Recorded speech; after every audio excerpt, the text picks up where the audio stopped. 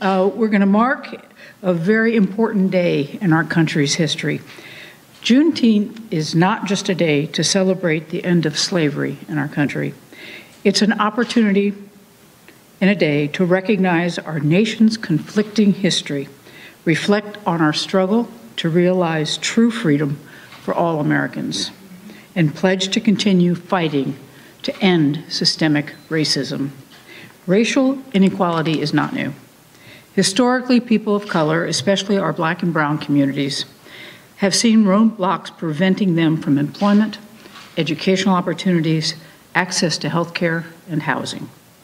The recent protests over police brutality and institutional racism are part of a long tradition used by civil rights activists to force our country's leaders to acknowledge our unequal system. These demonstrations and protests have provided a hopeful spark of change that our nation desperately needs. We can and we must do better. To start, I will convene a commission to find and present policy actions my administration can take on issues of racial equity and justice in Kansas. Next week, I will announce the full details of the work that will be done by this group.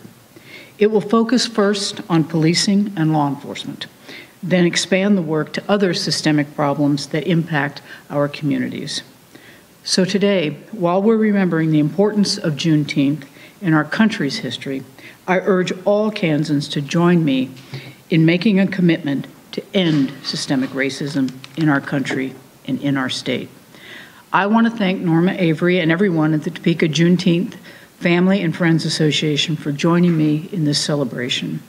I remain committed to making Kansas a more equitable place for everyone who chooses to call this state their home. And with that, I will first read and then I will sign the June 19th, 2020 proclamation declaring Juneteenth National Freedom Day in Kansas. The proclamation reads as follows.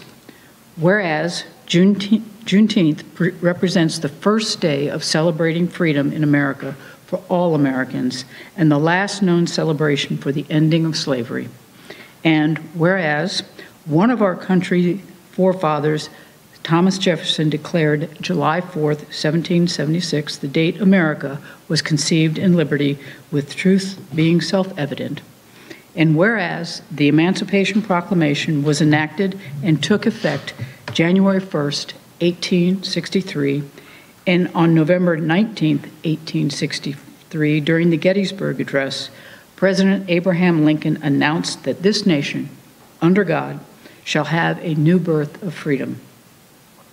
And whereas on June 19, 1865, America, with its former slaves, celebrated this new birth of freedom, naming it Juneteenth. And whereas for 99 years, African Americans nurtured this infant of freedom called Juneteenth, while serving in America's wars and conflicts, exemplifying courage, patriotism, and exhibiting patience with grace in the face of draconian laws and severe inequality. And whereas the 13th, 14th, and 15th Amendments were appropriated but not applied, with fairness to all Americans as a whole, but the celebration of Juneteenth continued regardless.